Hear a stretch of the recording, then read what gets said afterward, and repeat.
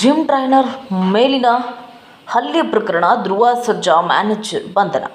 Action prince ಜೊತೆಗಿನ ಆಪ್ತತೆಯೇ ಹಲ್ಲೆಗೆ ಕಾರಣವಾಯಿತಾ? ಸದ್ಯಕ್ಕೆ ಸ್ಯಾಂಡಲ್ವುಡ್ನಲ್ಲಿ ನಟ ದರ್ಶನ್ ಪ್ರಕರಣ ಭಾರೀ ಸದ್ದು ಮಾಡ್ತಾ ಇದೆ. ಚಿತ್ರದುರ್ಗದ ರೇಣುಕಾ ಸ್ವಾಮಿ ಎಂಬುವವರ ಕೊಲೆ ಪ್ರಕರಣದಲ್ಲಿ ದರ್ಶನ್ ಆರೋಪಿ ಸ್ಥಾನದಲ್ಲಿ ನಿಂತಿದ್ದಾರೆ. ಇತ್ತೀಚೆಗೆ ಪೊಲೀಸರು ಚಾರ್ಜ್ ಶೀಟ್ ಕೂಡ ಸಲ್ಲಿಸಿದ್ದಾರೆ.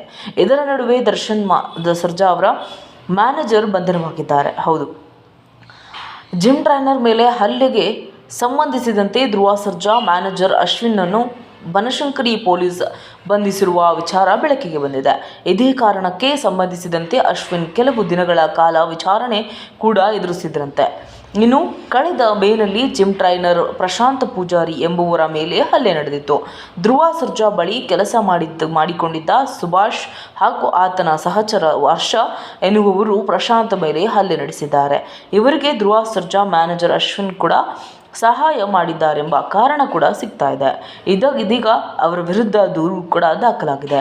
ಪ್ರಕರಣಕ್ಕೆ ಸಂಬಂಧಿಸಿದಂತೆ ಅಶ್ವಿನ್ ಹಾಗೂ ಇನ್ನಿತರರನ್ನ ಸಂಬಂಧಿಸಿ ವಿಚಾರಣೆ ನಡೆಸಲಾಗಿದೆ. ಇನ್ನು ಧ್ರುವ ಸರ್ಜಾ ಹಾಗೂ ಪ್ರಶಾಂತ್ ಪೂಜಾರಿ ಬಹಳ ಆಪ್ತರು. ಜಿಮ್ನಲ್ಲಿ ಧ್ರುವ ಸರ್ಜಾಗೆ ಪ್ರಶಾಂತ್ ಪೂಜಾರಿಯವರು ಟ್ರೈನಿಂಗ್ ಕೊಡ್ತಿದ್ರಂತೆ.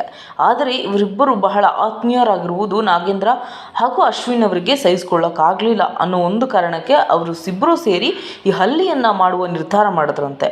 ಇನ್ನು ಅವರೇ ಹೋಗಿ ಮಾಡಿದ್ರೆ ಒಂದಷ್ಟು ಸಿಕ್ಕಿ ಬೀಳುವ ಅವಕಾಶಗಳು ಇರುತ್ತೆ ಅಂತ ಒಂದಷ್ಟು ಹಣ ನೀಡಿ ಬೇರೆಯವರ ಮುಖಾಂತರ ಹಲ್ಲೆಯನ್ನು ಮಾಡಿಸಿದ್ರು ಅನ್ನೋದೀಗ ಪೊಲೀಸರ ತನಿಖೆಯ ಮೂಲಕ ಹೊರಬಂದಿದೆ.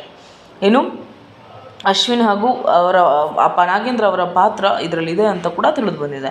ಅವರನ್ನು ಕೂಡ ಕಸ್ಟಡಿಗೆ ತೆಗೆದುಕೊಂಡು ವಿಚಾರಣೆಯನ್ನು ನಡೆಸ್ತಾ ಇದ್ದಾರೆ. ಇನ್ನು ಘಟನೆ ಬಗ್ಗೆ ಆಗಿರ್ಬೋದು, ಧ್ರುವ ಸರ್ಜಾ ಅವರು ಏನೂ ಪ್ರತಿಕ್ರಿಯೆ ನೀಡಿಲ್ಲ. ಏನು ಹೇಳ್ತಾರೆ ಇದರ ಬಗ್ಗೆ ಅನ್ನೋದು ಈಗ ನಾವು ಕಾದು ನೋಡಬೇಕಿದೆ.